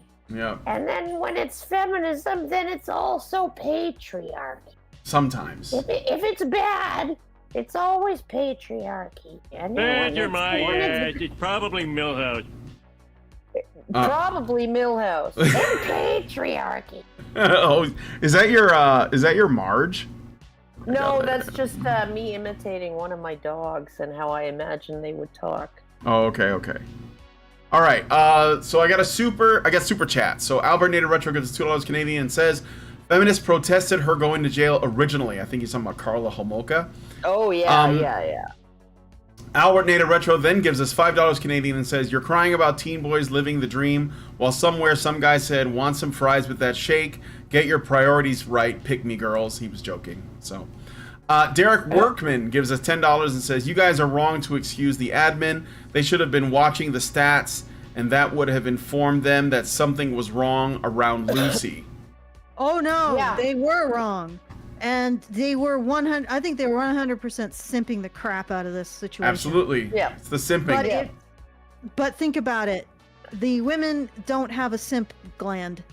What the hell were they doing? No, they were just doing what was going to benefit them. They have that collectivist bullshit going on. Well, and on top of that, okay, the admins, right? They would look at the stats. You see a bump like that, right? A little spike like that, you might think, oh, is there some bug going around, like some kind of, kind of disease, human enterovirus or something like that. But you wouldn't necessarily take a slight increase in, particularly, like, when did these deaths occur? I don't know. They occurred in like little clusters. It was really what years? Oh, 2015, 2002. Yeah, I think started in 2015 is what it says. It started in 2015. I'm looking at the Daily Mail, so forgive me for having to scroll past a shit ton of ads and pictures. Okay. Yeah, it just says it started in 2015, and I think it was 2017 when this thing. Yeah. Like so when the shit hit the fan. 8 deaths in a maternity ward over the course of 2 years. Yeah. Right. Like, that is within the realm of statistical coincidence. Right. So it's not something that's so glaring that you have to. It's not like, oh, we got our 4th flipper baby after prescribing thalidomide to mom, right? To expecting mom, right? Like it's not something that's quite that glaring. I just read committed mother as committed murderer. Okay, let's get back into this. All right, wait, I got more super chats. So, one last one. Dean Domino gives us $9.99. Thank you, Dean Domino25, and says, "I don't disagree, Allison. I'm afraid women won't take responsibility until the actions of the consequences hit them. The consequences of my actions. And that won't happen until they run out of simps or white knights to shield them." Yes. I'm sorry, but we've been doing this for like 10 years. I don't see a lot of women stepping up. Some have. Like there's a growing number of voices of the female sex that have been saying stuff, but also some of the voices on the female sex have stepped back. They've also pointed the finger back at us. You know after. what?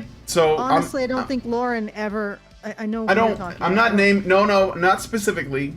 Not her specifically. I mean, yeah, Lauren Southern did do that, but she's not the only one. Yeah, I know, and I honestly don't think. The thing is that it's really freaking difficult for women to let go of the ability to be right and extort action out of men. Yep. And it is a complicated kind of position. That's why you never trust a young, good-looking woman. Yeah, only old ugly ones. Ugly or I mean, like, just or both. Yeah, right? But you don't trust mid women. You don't trust. You don't. I let Lauren Southern sleep on my couch. The moment I talked about her to her about a certain topic, and she seemed completely dismissive of it. I was like, she's a fair weather friend. That's what she is, right? She's not. Was it a men's rights topic? Oh yeah. Ooh yeah. Okay, yeah. That's you really can see the moral worth of a person based on how they approach men's rights topics. I mean, sometimes you'll get a crazy cross culture. I don't have any jealousy. Like, I'm not jealous at all of the position that women find themselves in with this, because you're right. I mean, they have no reason to like challenge the ways that they benefit. And if you're going to be in the space where this sort of red pill men's issue space, you're going to run into a lot of really angry men. And most other men can handle angry men because we get it. We've all been there. But women, man, a lot of them struggle. They think, oh, he's blaming me. This is like, becoming, women always worry about generalizations, are always worried about who they're upsetting. I mean, it's not just Lauren Southern's just one example, but there's plenty of other ones. Sydney Watson has done this. She organized a march for men in Australia years ago. It's how she kind of came on our radar. But now she's been, she's put some distance, right? This is even Daisy Cousins. Yeah, Daisy Cousins, exactly. And it's just that, I think that I would be willing to go out on a limb and say that most women have no interest in this at all because they don't want to deal with whatever negative opinions men have about women based on their experiences. And of the ones that can put up with it, most of them are going to reach a point, in this space where they're going to basically just have a line that they're not going to allow to cross and be like, okay, that's too much. Or, now you're really being misogynistic, whatever. And you know what? I'll say that that's also true of a lot of men. There's a lot of men who can't be in this space. And they're going to get really upset, right? So this is dirty, filthy, horrible work. Mm-hmm. Right? It is not. It makes me mad every time I come on, I see a cardiologist now. Okay, so I'm not joking when I say, oh my fucking God, I'm so freaking mad I could have a heart attack, right? I don't freaking know, right? Yeah. But it could happen. And although my cardiologist does assure me that, yes, I am dying, but not tomorrow. So are we all. That was nice news to hear. But after I brilliantly failed the stress test, but essentially it's if you're gonna do this work right, it's not. You're just always looking at ugly things. Yeah, right. And it's not like that painting that, is it an orchid or is it, a suppurating chlamydia infested vagina? Which is it? No, you see the suppurating chlamydia infested vagina. You don't see the orchid. You can't be tricked into seeing that it's an orchid. You can't be tricked into smelling an orchid. No, you smell everything and it makes you want to gag. And it is really unpleasant. It is. Mm-hmm. You can understand why this woman is basically grabbing onto feminism. She's seeing an orchid. She's like, "Ooh, she's grabbing it literally. Letby is that super big whiff of it, and ooh, I smell orchid." Yeah, and it's there is a lot of emotional crap going on behind all of this, and I think I see maybe even further into this than others, and I actually do have some compassion for women. I don't, as much as I am not going to give her the benefit of the doubt for her behavior. I do have compassion for having to challenge a fundamental aspect of your identity and having to uphold it even in the face of pure evil. So she's basically providing succor to women like Letby in order to preserve her, because her the alternative standpoint is to question her moral pedestal. And it must be very uncomfortable. Oh no, it's like when it comes to circumfetishists, right? And I look at it and I think, well, you know, if I'd circumcised 15,000 babies over my career, thinking, you know, being convinced that, you know, I was helping them with their health and their well-being, and, you know, and doing right by them and all of that, and it was like preventing all of these diseases and problems, and they were better for it because I did it. And then somebody came up to me and said, hey, do you know that you're like traumatizing and harming babies, and you're mutilating them and just, you know, like damaging their future sex lives and all of these circumcision harms, right? Are you really gonna want To recognize that. to look at that and then look at yourself in the mirror, right? It's one of the hardest things. Or are you going to say, right? Are you going to say to yourself, they're wrong, right? And this is the right thing.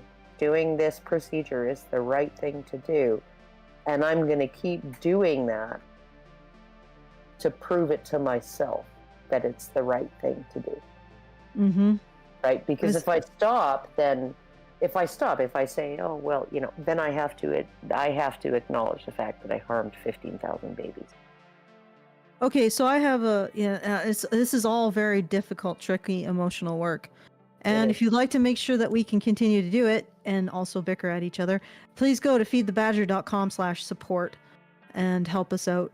Because yeah, it is difficult. It took me a long time to really recognize how difficult this work is and recognize that I needed to take time to just deal with, just support myself in doing it. I mean, I had a pretty severe mental health crisis in like 2018 after the after the court case bullshit happened. Mm-hmm. And I had a very stark wake up to the corruption in the Canadian court system, which subsequently I think we've seen over and over and over again how systemic it is. The Canadian courts are ideologically possessed. There's no if, and, or but about it. No. It is actually sort of terrifying. And I got the first slap in the face, I think. Probably there was others that maybe were smaller or I hadn't heard of. Well, but they weren't personal. They weren't personal. I don't recall anything big happening at the time. It was 2018. But yeah, I recall some big things happening in around that time. In the Canadian courts? In the Canadian courts. Diana Davison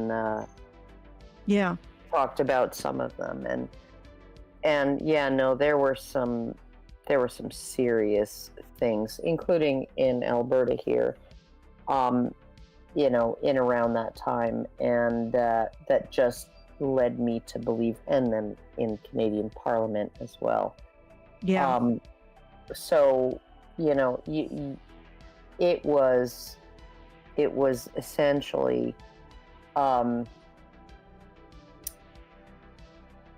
that, and then, you know, all of these other things, which, you know, like, I can totally understand that you weren't keeping up on all of it, right? But well, I was in the midst of fighting some of it, but yeah, like it's astounding to me that the judge was willing to completely undermine Canadian law for $750. Yeah. And you got to know that there's something more to it if they're doing that for $7. I mean, all it is basically just a consumer complaint. You kick me out. Can you refund my booth fees? Okay, $750. No, 5 fucking years of lawsuit later. And no, you corporations can contravene their own they can break a contract. And, but he didn't even say that, because if he had said that, it would have been grounds for appeal, immediate grounds for appeal. Basically, he said nothing. He handed a blank paper with his freaking signature and a bunch of meanderings. Yeah, and half of them were like errors of fact. Yeah, and errors of fact are okay. You can't really appeal on errors of fact. The errors of law. So what he did very cleverly is he didn't appeal to any law. Because how could it be an error of law if you don't put any law in your judgment? and it was just horrifying. Yeah, no. And anyway, so I had a really rough time after that, and I realized, just talking to what Karen is saying, this is rough stuff to deal with. So I learned that I have to take time for myself, but that is neither here nor there for appealing to you to continue to allow me to suffer. Me and Brian and Hannah. So anyway, if you want to make sure that keeps going, please go to feedthebadger.com/support. Honestly, considering how stubborn all of us are, we would probably keep doing it. We would just do it. We'd just have to do it less. Yeah. And we'd probably have less ability to take care of ourselves. So feedthebadger.com/support to make sure that we continue. And we also have the ability to make sure that we are able to continue, as it were. Anyway, let us get another paragraph in, because it's been a while, hasn't it? Yeah, a little bit. And I think I read all of the super chats and stuff, so what? And I have to go in 12 minutes. So. Oh, okay. So we'll try to get. Oh wait, see what. I should do a thank you. Thank you to Dr. V, who started up a sub at $50. So thank you, Dr. V. That's really cool. All right. Okay, let's keep going. Okay. Let's see. Most people. Right. No. It's due to. Oh no. Wait. This is immense harm. It's surely a difficult. Here we go. It's surely a difficult pill to swallow that every woman has the potential to be fatally violent and abusive. We all do. To most people, women are mothers and grandmothers and sisters. Women are teachers, carers, counselors, and nurses. Women are the backbone of the caring professions. Women are the safe space, the healers, the huggers, the fixers, the rehab for everyone else. Not only do we struggle to see women as violent, but in cases where women abuse and kill children, we often scratch around for evidence that a man made them do it, because we conclude that women cannot possibly be capable of such atrocities without a man forcing her or coercing her. I want to point something out here.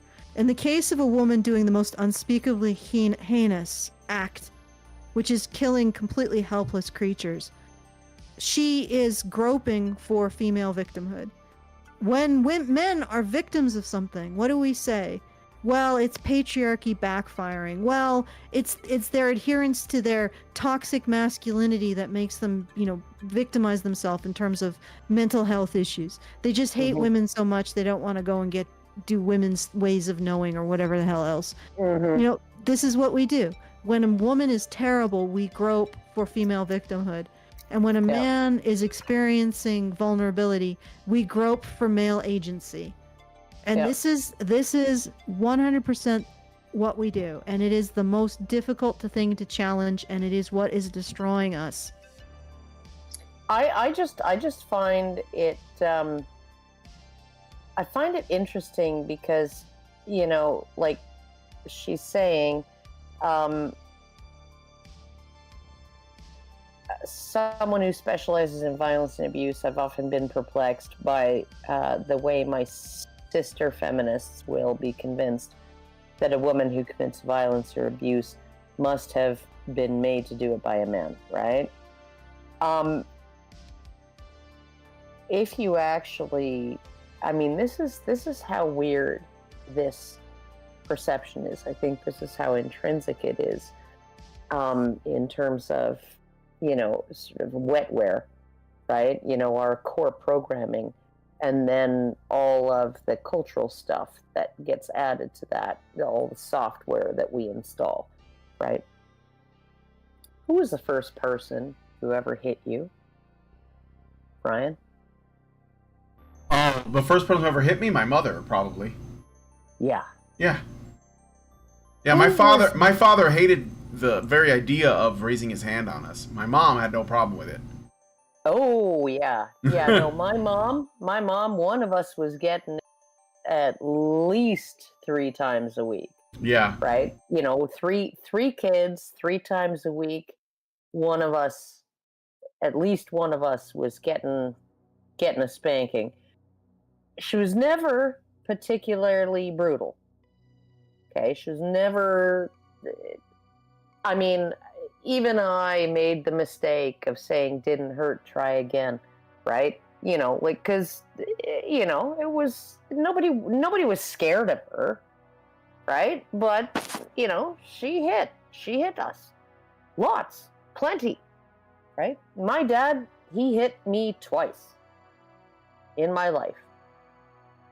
Once, I don't even remember what I was doing. I know he was having a particularly hard time, right? His dad was dying. He couldn't go overseas to see him, you know, some shit like that, right? Like, there was something going on in my dad's life that made him very stressed out. And he was sitting there in his chair with the paper, and he's frowning, and I'm in the living room, and I'm pulling some freaking fucked up shit like I used to do when I was 8 or 10 years old, right? You know, used to just, you know, it's not a crime to be annoying people, but, you know, it can earn you a freaking tanning. And I was trying to be annoying, and he was sitting there, and he was getting stiffer and stiffer, and he was rustling his paper. And then he got up out of his chair, and he gave me one swat on the backside, and that was it. It was done. Like, I was done. Right? I didn't even cry. I was just like, oh, fuck. I really fucking crossed the line here. Because he never hit us. Right? And the other time, we were on vacation. We were driving through the mountains, 1 lane each way on a highway through Jasper National Park.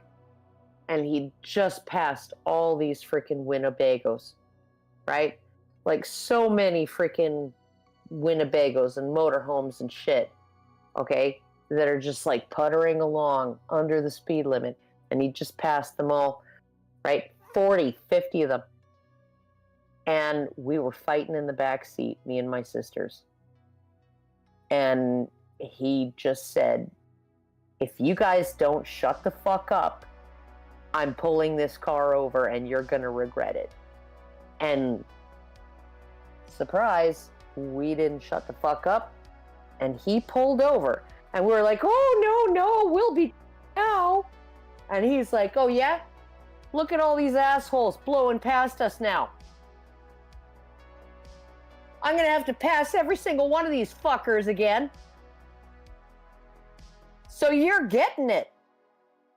Right? You fucked around, you're going to find out. Right? That was his attitude. Right? You had to really push him. And he had to be like in... My mom, it was just like, oh, yeah, no, you fucking pissed me off a little bit. Swat. Right? My dad, twice in my life.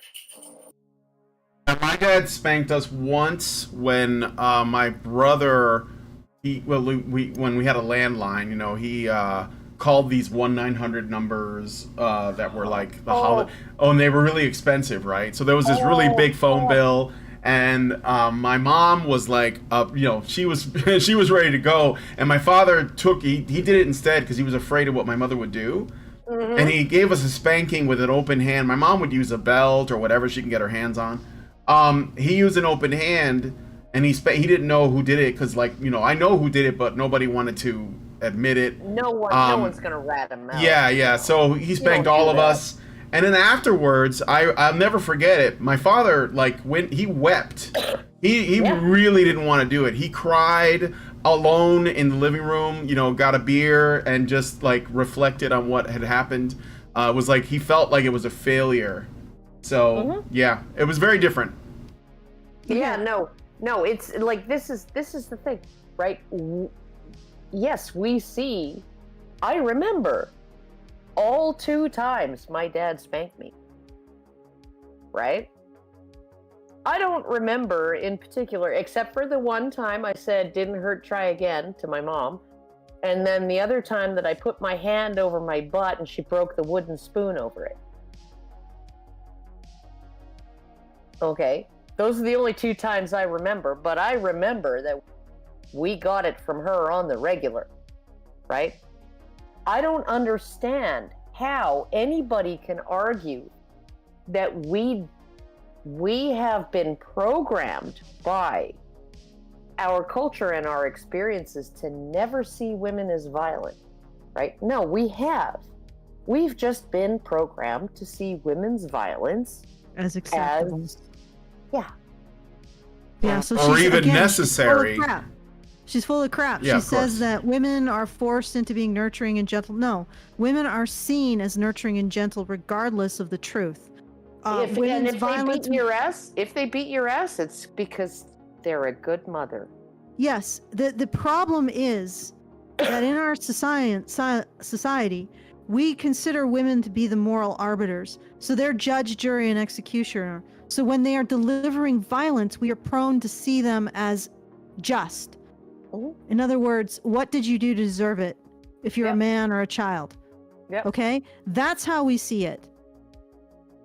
Right?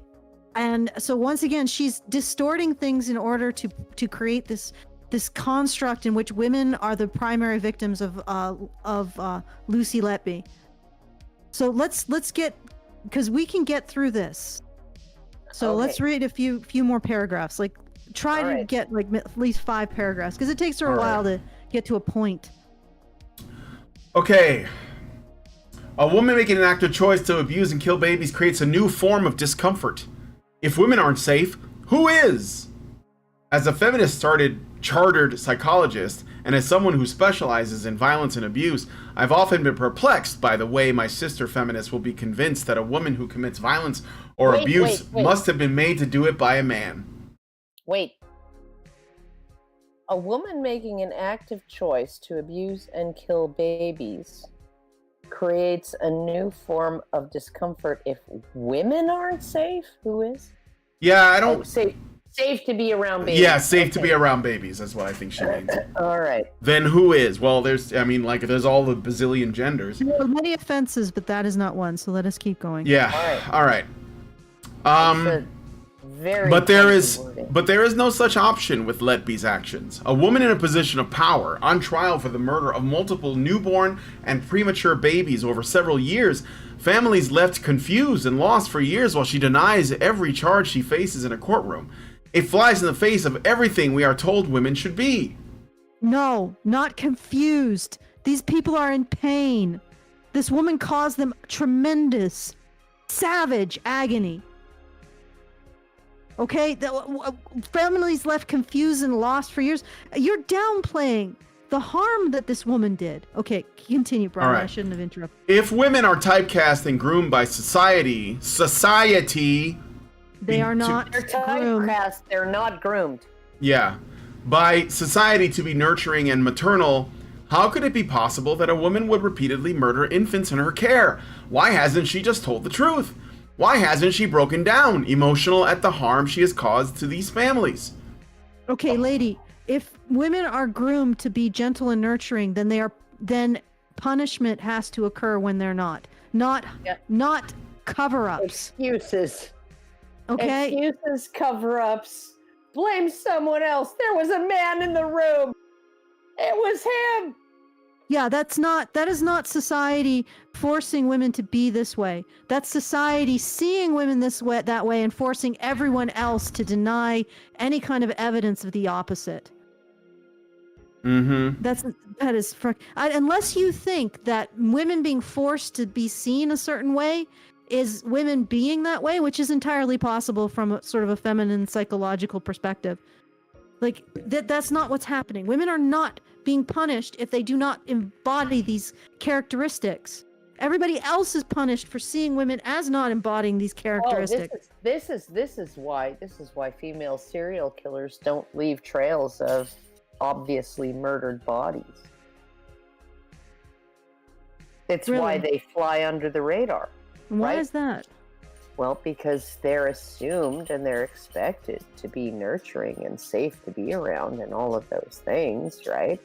Mm-hmm. And so when they act out in these ways, right? Not only they get access. People give them access to the most vulnerable. People give them access to the most vulnerable people. And not only do they get away with it, right, in terms of like just body count, right? But before they're stopped, but then the excuses start, right? Oh, well, you know, her husband made her do it, or oh, she just slipped through the cracks, or oh, you know, she just didn't receive the mental care help that she deserved, or oh, you know, she was very stressed and she did her best, and all of that, right? And so, but it is because any serial killer will have this idea that, you know, I'm going to get away with it, right? I'm going to get away with it. And when it comes to male serial killers, often it's like the I triple dog dare you to catch me, right? This is where you get these guys who leave the obviously murdered bodies, and then they write taunting letters to the authorities, and they show up at the scene of the crime, and while all the news cameras are there and the police are still there and all of these things, right, is they're daring somebody to catch them, right? And but they don't want to get caught, but they're playing with the expectations of men, right? And I think that female serial killers are playing with the expectations of women. Oh, I'm just a nurse. I love my patients. I love every baby that I help deliver. You know, they're all just little angels. Okay. And sometimes I send some of them to heaven. Wait, did I say that? No, I didn't. God, that was creepy. Okay, let's blaze through this because we are almost done. Do it. Okay, so yeah. All these questions are based on our misogynistic expectations of women. The reality is this: women are capable of the same violence as men. Women are capable of the same abuses as men. Women are capable of the same murders as men. Women can kill, women can lie, women can destroy lives. It is misogynistic to suggest otherwise. Yes. Oh my God, no, it's okay. Whatever. It is. I mean, misogynistic to suggest otherwise. I don't. And the thing is, what she's saying is obvious. I think the only people who would reject this notion are actually other feminists. Not a normal person. Yeah, it might be sexist. Yeah, sure. But when you say misogynistic, you're basically saying it's anti-woman specifically. It's because you hate women. Yeah. Okay, but let's use a racial analogy. White people are capable of the same murders as black people. White people can kill. White people can lie. White people can destroy lives. It's black supremacy to suggest otherwise. Yeah. No, friend, no. There is a word for this, but misogynistic, not really. Misogyny is not the word. It's just like a buzzword they throw in there to turn off your brain. Unless you ascribe to my version of misogyny, which is rejecting the notion that women are moral agents. Mm-hmm. Yeah, no, I agree. But she's at the same time as she's saying that, she's appropriating that. She's saying that makes women even bigger victims. I'm like, no. Oh yeah, no. Mm-hmm. Okay. All right, we cannot seek to frame women as equal to men if we will not hold them responsible for their choices and actions in the same way as men, not just in the workplace or the economy, but in their own choices, their abuse, their violence, their bullying, their crimes. Wow, what a novel idea, holding women accountable. The question shouldn't be whether women are capable of crimes like this. The real question is, if women are capable of all these violent abuses, murders, harm, and crime, why do so few of us choose to commit them? Why are we 51% of the population, but only 1% of the murderers? Well, first of all, you're not 1% of the murderers. You're 7% of the murderers in the UK. I checked. 7%. And mostly women go after family members. They'd be number one if we counted abortions.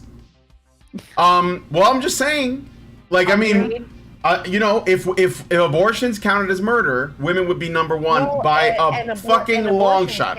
And abortion doctors too. An abortion counts as murder if a man drags a woman into an abortion clinic and and makes her get an abortion, which I'm sure doesn't happen. But yeah, I mean, like, it depends on how you look at it. Or if a woman she carries a baby to term and throws it in a river or a dumpster and it dies and no one ever finds out. Like, how much of that happens, you know? So I don't like these statistics because they are, and of course, who are the majority of the victims of murder? Yeah, for the most part, it's men. It's men killing other men. And it's mostly men killing other men when killing other men will result in a net gain in terms of reproductive access. Yeah. Let's be fucking honest. All right. Yeah, for sure. Women, all right. Yeah, it's men being manipulated by the possibility of either getting women in the afterlife or getting women in this life because... It's literally the Key and Peele skit fighting Negan's battles. Last paragraph. If men and women can equally control and choose their violent behavior, why are women so much less likely to act it out? And why are we so utterly appalled when a woman commits a violent crime versus a man? What? No, how are you assuming that they're less likely to act it out when you've just given every single fucking possible argument out there that they're just less likely to be caught and more likely to be excused when they do it? Yep. Yes. Like, that's another thing that's infuriating about feminists. We can't possibly know the statistics around the rape of men, but we know for sure that it's less than women. No, you can't. You can't know that. You've just told us how women get away with it, and now you're saying, but of course, they're less likely. Yeah. How easily would Letby have gotten away with it if she just was less greedy? Unbelievable that I can even say less greedy about killing children. Yeah. She would have still be out there. And what's really creepy is that we have this expectation of how many kids die in these circumstances. And how much of that is actually kids dying? And how much of that is smarter Lucy Letbys out there who are keeping their kills much more carefully hidden? Yeah. No, you just gotta make it. It's like you're doing a grow op, okay, in your basement, and you're stealing electricity. Well, you can't steal a lot. You have to have half the feed for your grow lights coming from your own energy bill and half of it being like tapped into the freaking power line, stealing it from the power company. You can't like be obvious. You can't do that. Right? You can't be the only freaking roof in the neighborhood, right, that doesn't have any snow on it in the winter because you got a grow op in your attic. You can't do that, right? You have to not be obvious, okay? And so, not that I know anything about grow ops, but it was a big thing in BC for a while there, and you know, it was sort of like, you know, they told you on the news, you know, how these people get away with having grow ops. But basically, you have to, if you're going to steal electricity, if you're going to steal power, if you're going to kill babies, if you're going to, like, you know, and you want to stay under the radar, you got to keep your stats low. Just enough to satisfy your black heart, and but not enough to. And it's actually honestly alert anybody to what you're doing. When I first looked into the situation for rape in particular, like the statistics on rape, sexual violence with men and women, and I saw how rape is the one form of a violent assault that men were supposedly less likely to experience. I made a prediction in like the late 90s that they would go through this and they would find out that men were at least equally likely to experience. And lo and behold, that's what the CDC found, at least in the last year numbers, like 15 years later. And what I suspect is that if we were able to detect all of the female killers, because they go after the vulnerable and the ones, if they die, there's plausible deniability. And because they're so institutionally protected, we would probably see that they would be significantly more than 7% of all murderers, that they would probably be closer to the number that men do. But we don't, because we don't have anything in place to suspect women of these things. Yeah, no, and they are literally the people who are caring for our most vulnerable, the premature babies and the ailing elderly. Mm-hmm. And so essentially you're looking at a situation where they have these victims that everything's plausible deniability. There's never an obviously murdered body out there, even in, say, the case of Elizabeth Wettlaufer, right, in Nova Scotia, that, there were obviously dead bodies.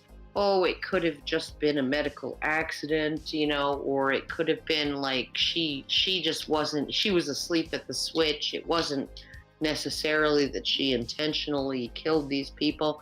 Yeah, no, she intentionally killed a bunch of people.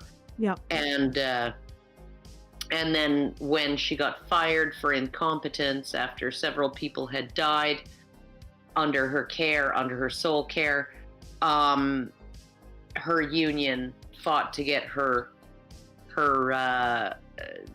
pink slip changed from fired for incompetence to voluntarily quit for personal reasons so that she would be able to get another job. And she got another job and she killed more people. Yep. And how many of these are completely flying under the radar? Yeah. So maybe the answer to her question, why are we so utterly, well, first of all, why are women much less likely to act out? Maybe what the answer is, they're much less likely to be seen. And the other one is, why are we so utterly appalled when a woman commits a violent crime? Well, because they do it against babies and the elderly. But also, we aren't. We generally try to figure out how to blame someone else. We're not appalled at her. We try to redirect the appallment at a man or an institution.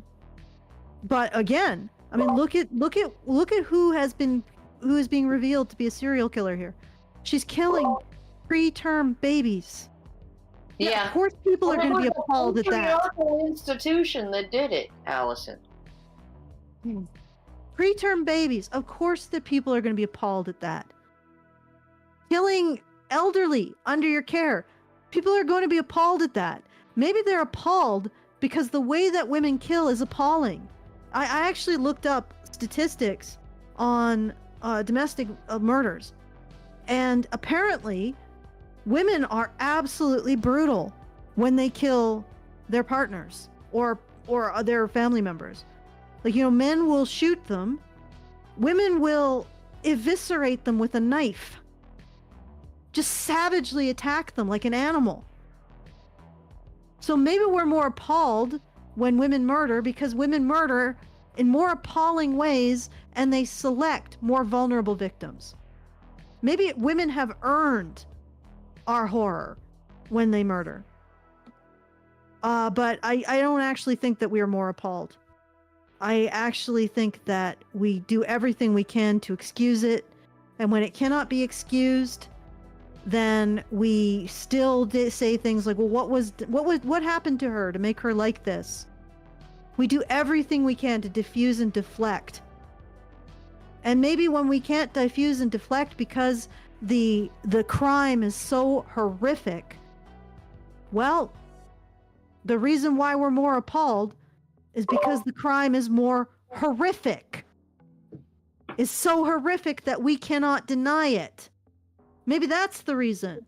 But of course, everything returns. In this person's mind, everything reduces down to how women are victims. Well, because that's patriarchy, Allison. Even when a woman murders babies, how are women most affected? Good Lord. Good grief. All right. Okay, I'm good. I don't want to even think about this anymore. I think I'm going to go and eat some chocolate. If you would like to support us, because please, we do need you to do so. Every month, you do come together to make sure we can continue for another month, and it's very much appreciated. Please make sure that we can continue for another month as well this month. So feedthebadger.com/support. We have 7 days left. A long ways to go. 7 days left. If Karen is available, maybe we'll do some more stuff next week to finish up the fundraiser. To start the fundraiser, because thank you to Sleepy Aussie, but $100 is just a drop in the bucket. So once again, if you would like to make sure that we are able to continue to do this work, feedthebadger.com/support. If you want to send us a message after the show is done, you want to give us a tip because you thought it was awesome, feedthebadger.com/justthetip. And I will hand it back to you, Brian. All right. So I found something while you guys were yelling at each other. Apparently there is a board game called Play the Patriarchy.